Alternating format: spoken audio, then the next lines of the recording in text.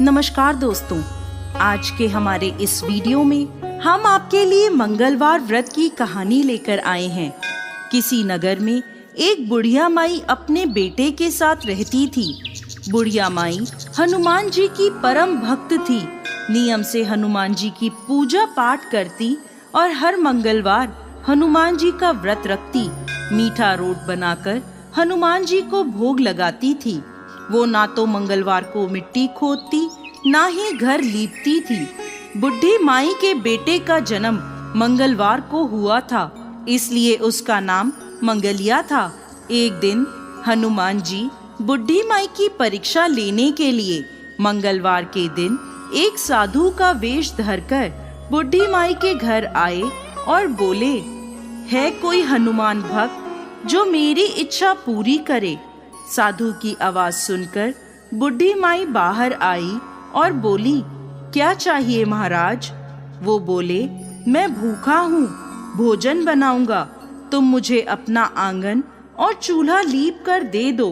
बुढ़ी माई ने हाथ जोड़े और बोली, महाराज, मिट्टी खोदने और आंगन लीपने के अलावा आप जो भी आज्ञा देंगे वो मैं अवश्य मानूंगी। साधु बोला, पहले मुझे वचन दो कि मैं जो कहूँगा तुम वो करोगी। बुढ़ी माई ने वचन दे दिया। साधु बोला, अपने बेटे को बुलाओ। बुढ़ी माई ने बेटे को बुला दिया। साधु बोला, इसे धरती पर औंधा लिटा दो, मैं इस पर भोजन बनाऊंगा। ये सुनते ही बुढ़ी माई के पैरों तले धरती खिसक गई, लेकिन वो साधु को वचन दे चुकी थी, इसलिए उन्होंने मंगलिया को साधु के हवाले कर दिया। पर हनुमान जी की परीक्षा अभी पूरी नहीं हुई थी। उन्होंने बुढ़ी माई को कहा, अब इसकी पीठ पर मुझे आग जला कर दो, जिस पर मैं भोजन बनाऊंगा। बुढ़ी माई अत्यंत दुखी हो गई और आग जलाकर वह रोती हुई अंदर चली गई। भोजन जब तैयार हो गया तब साधु ने बुढ़ी माई को कहा, भोजन बन गया है, अब अपने बेटे को बुला लो ताकि वो भी भोजन कर ले। बुढ़ी माई बोली, महाराज, मेरे दुखी मन को और मत दुखाइए। मैंने अपने हाथों से स्वयं अपने बेटे को अग्नि के हवाले किया है, लेकिन साधु महाराज नहीं माने। तब बुढ़ी माई ने अपने बेटे को पुकारा।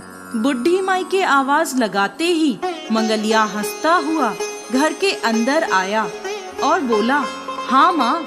अपने बेटे को देखकर बुढ़ी माई की खुशी का ठिकाना ना रहा, परंतु वो हैरान थी कि ऐसा कैसे हो गया। वो अपने पुत्र सहित साधु महाराज के पैरों में गिर पड़ी। हनुमान जी ने उसे अपने दर्शन दिए और उसे सर्व सुख का आशीर्वाद दिया और अंतर्ध्यान हो गए। हे हनुमान जी महाराज, जैसे अन्न धन के भंडार और सर्व सुख बुढ़ी माई को दिया, वैसे ही इस कहानी को कहते, सुनते और हुंकार भरते सब पर कृपा करना। दोस्तों, यदि आप मंगलवार का व्रत करते हैं तो व्रत का पूर्ण फल पाने के लिए मंगलवार व्रत की ये कहानी जरूर सुननी चाहिए। बोलिए हनुमान जी महाराज की जय।